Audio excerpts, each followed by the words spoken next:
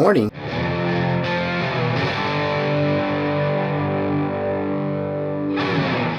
Welcome to ProAmp Solutions. What I have here today is the solution that I came up with for the Hickok Model 533A tube tester to eliminate the tubes internally and change the rectification to solid state rather than tube. And this particular tester, along with actually several of the Hickocks, use this tube combination. So this here is a type 83 tube. It has two large pins and two smaller diameter pins. The large pins there are the heater connections. So this is what this tube looks like. It's a Mercury vacuum filled tube. So for us, it was a good idea. We wanted to get the mercury out of it. And then the 5Y3, very common rectifier tube. This is one commonly found in early amplifiers for DC rectification. And in this case, I did it slightly different than in amplifiers, but this is how it ended up working out in the Hickok. So as I began to go through it, and I'll get the Hickok out here in a moment and show you what the details look like. So when it came into the shop, it was not working. Basically, the meter would go up and then just, fade out. So what I found was the electrolytic capacitor across the meter. Basically, I recapped it. So I replaced, and I'll show you in the detail, I replaced that with a Sprague atom. I replaced the 100 nanofarad film cap and two of the domino caps, and then I replaced the 9-pin tube socket, which was fairly worn out and didn't have a lot of grip left in it, so I replaced that. That was quite tedious. But anyways, let's talk about the rectification. So for the type 83, I used two 10-ohm resistors to give the heater some load, obviously not drawing the heater current that it normally would, but to put some load across the heater, I used 10-ohm 3-watt resistors here, wire wounds. And then to accommodate the voltage drop that would be in the neighborhood of where the type 83 would come in, I used two UF 4007 diodes, which are ultra fast, so they help minimize or eliminate switching noise. And then I used 5-watt 6.2 volt Zeners to give me about a total of a 14.5, 15 volt drop. So this is how I ended up. So I first did the type 83. So my methodology was to get the Hickok working, and I had a calibration tube. So once I recapped it, I was able to use the calibration tube and see that it was functioning as normal and dialed right into what the calibration tube dissipation was at. Then I replaced the type 83 first, and that actually went very well. Just implementing this, it worked on really the first try. So to replace the type 83, I would say this is, a very known type solution. So this is how I chose to implement it, and it worked without any other modification to the Model 533A. Where I got into some issue was with the 5Y3. I initially started to go somewhat down this path, and I noticed on my line check where my sweep was considerably off, and I quickly learned that line sweep was very sensitive to the current draw for the heater for the 5Y3. So basically, after trial and error and going through it, the way that I got this to work was I put two very large 5-ohm 100-watt resistors in parallel to give me 2.5 ohms at 5 volts, which is 2 amps. So this is the standard current draw for a 5Y3, 2 amps across the heater, and basically I just emulated that with resistance along the same lines as the heater element inside the tube. So this is 2 amps of current here, and then I used the same UF 4007 rectification diodes, the ultra fast, and just created basically the rectifier internal. What I did not accommodate was the plate resistance in the 5Y3. The DC voltage here is very low, so the resistance in the case of the Hickok is non-consequential. In an amplifier, I would typically put a 470 ohm resistor here and here to get a similar voltage drop after removing the 5Y3, say from a power amplifier tube, based on, say, like a single-ended amp with the standard voltage drop. One thing to be aware of is if you change and you remove a tube and you go to some resistance in front of the rectification to try to emulate the plate resistance, the one thing that you'll find is in a tube, as current is drawn, the voltage drop is not quite linear. So you can't really fully emulate a 5Y3 in a dynamic situation where current draw changes. You can approximate it, and you can get obviously quite close. May not even be able to discern it playing and listening, but that voltage drop, it is a fact. It's nonlinear, so it's very difficult to approximate that with resistors, although you can get very close. So in this case, in the Hickok tube tester, the solution was this for the Type 83 and this for the 5Y3.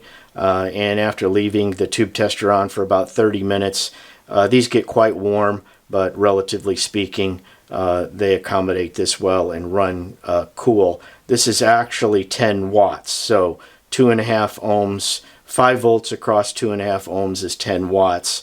So I've got basically 200 watts of resistance capacity here.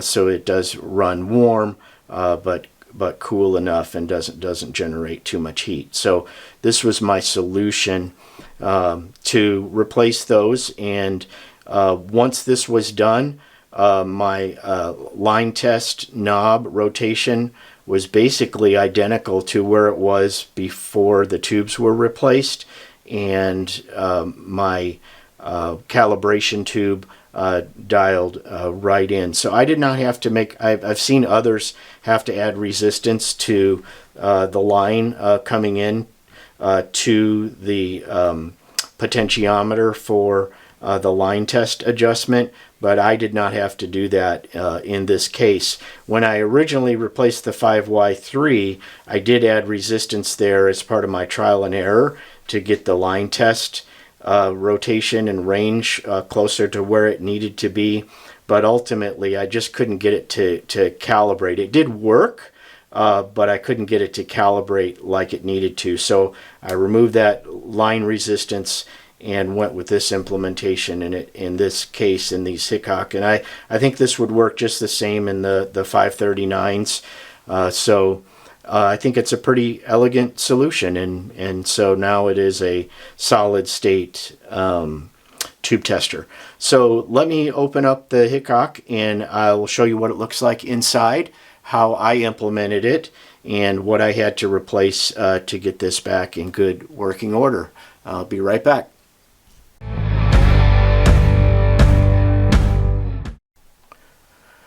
Okay, I'm back and wanted to show you the implementation of the solution I came up with. So this is the tube socket for the 5Y3 right here. And I'm sorry, yes, 5Y3.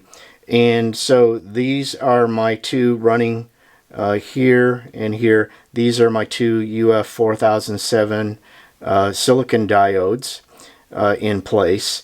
And then I'll change the orientation of this so you can see how I mounted them.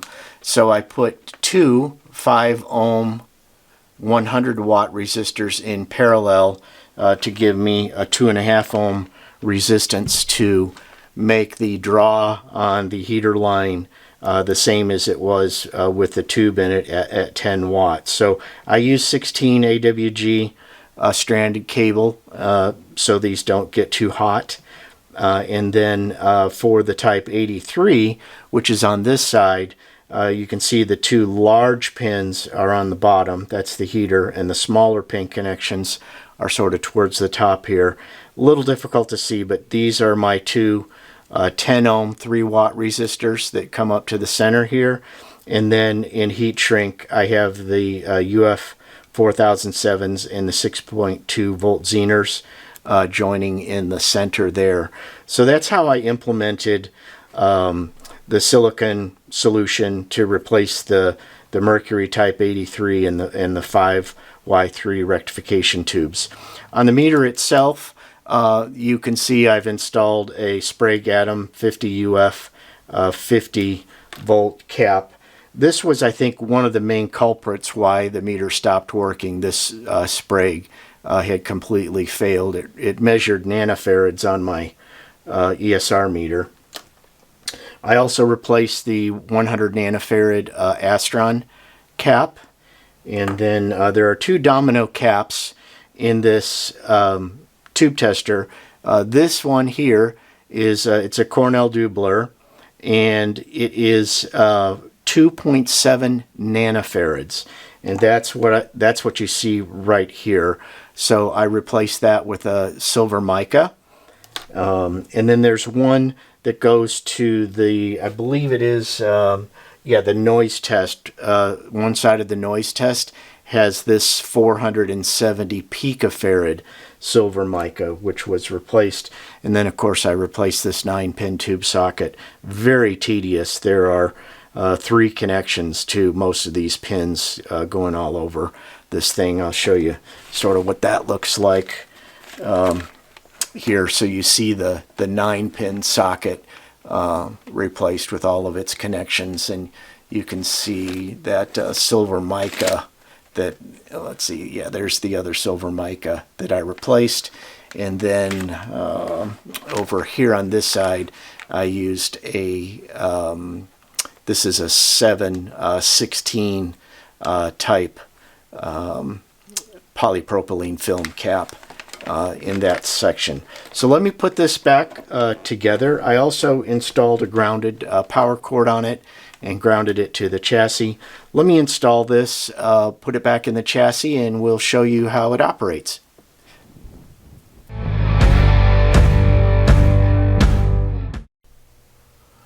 Okay, I'm back. Sorry about the screen glare there. I'll focus and get this in sort of the best I can here.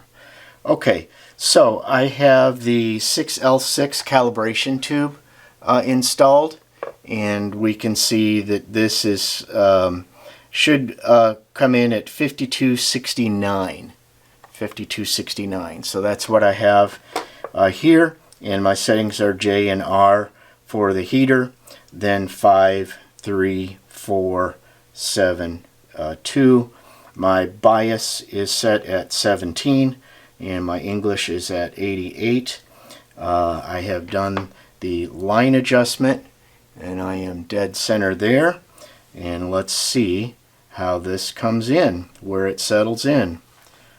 So I should come in at 52 and some change, and right there it is.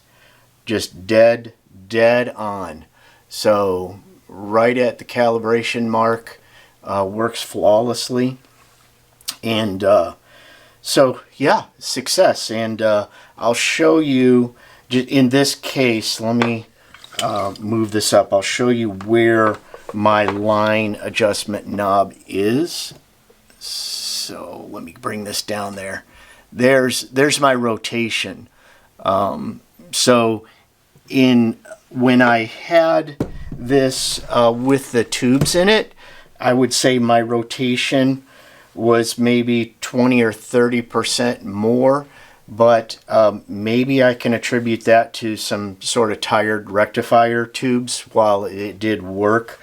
but this dials right in. It actually gives you a little more range on the line adjustment, especially for tubes that draw a little bit less heater current. So here we have it, the Hickok 533A, and this one is now completely solid state with a successful removal of the rectification tubes.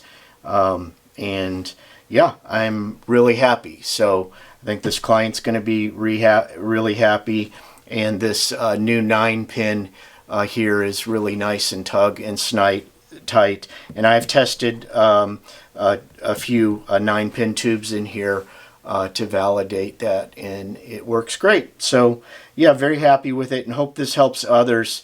If you have one of these Hickok testers and you'd like to get that mercury out of there, that is the solution that I came up with. And love your tone.